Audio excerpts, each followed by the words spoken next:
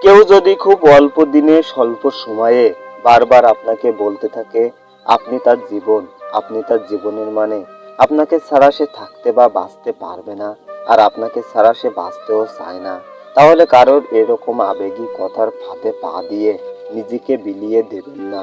ভালোবাসা বা ভালো লাগা মুখের কথা দিয়ে হয় না, এটাও হয় চোখের মায়াবী চাহনিতে, মনের গহীনের নীরব কান্না থেকে, যেটার প্রকাশ বারবার বুকে এসে থেকে যায়, মুখে এনে তা প্রকাশ করার সাহস থাকে না। কিছু মেয়ে এখনো আছে যারা শুধু ভালোবাসার জন্যই ভালোবাসে, সারাটি জীবন একসাথে থাকার জন্য ভালোবাসে। তুমি যখন আমার জীবনে ছিলে, তোমাকে নিয়ে আমার শত আশা ছিল, হাজারো স্বপ্ন ছিল তোমাকে নিয়ে, কিন্তু এখন তা সব ব্যর্থ হলো। ইচ্ছে করলে যেমন কাউকে ভালোবাসা যায় না, তেমনি ইচ্ছে করলেই যাকে ভালোবাসা যায় তাকে ভোলা যায় না। তাই ভালোবাসার ধরনটা একটু বদলে দিন। ভালোবাসতে আপনার সে মানুষটার প্রয়োজন নেই।